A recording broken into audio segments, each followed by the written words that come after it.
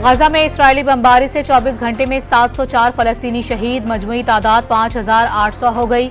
अल-शाती और खान यूनिस पनाह गुज़ीन कैंप्स पर हमले में 56 फलस्तीनी बच्चे शहीद हो गए।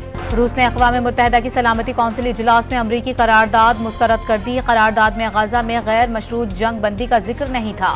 गजा में बड़े इंसानी अलमिये को रोकना तरजीह है। सबसे पहले जामे जंग बंदी होनी चाहिए, चीन का मुतालिबा। निगरान वज़ीर आज़म अनवारुल हक काकड़ अपनी मीडिया टीम की कारकर्दगी से नाखुश। मीडिया टीम तब्दील करने के लिए इलेक्शन कमीशन से इजाजत मांग ली। डीजी रेडियो ताहिर हसन को नया प्रेस सेक्रेटरी लगाने का फैसला। मास्टर प्लान में बदउनवानी का मुकदमा। लाहौर की एंटी करप्शन अदालत ने परवेज इलाही की अहलिया कैसरा इलाही और रासिक इलाही समेत दीगर मुल्जिमान की अबूरी जमानतों में तौसी कर दी। 15 नवंबर तक गिरफ्तारी से रोक दिया। पीटीआई रहनुमा खदीजा शाह की पुलिस अफसरान के खिलाफ तौहीन अदालत दरखास्त की समाअत का तहरीरी हुक्म जारी। लाहौर हाई कोर्ट ने 27 अक्टूबर को सीसीपीओ को जाती हैसियत में तलब कर लिया।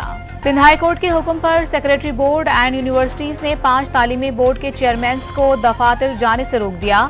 आला सानवी बोर्ड कराची, हैदराबाद, मीरपुर खास, सखर और लाड़काना शामिल। अदालत ने सर्च कमेटी के बगैर भर्ती होने वाले चेयरमैन की तकर्री को गैर कानूनी करार दिया था। सियालकोट के धर्मकोट के गांव में मकान की छत गिर गई। मलबे तले दबकर 2 अफराद जाँ बहक। इमारत की कुछ माह कबल ही तामीर हुई थी।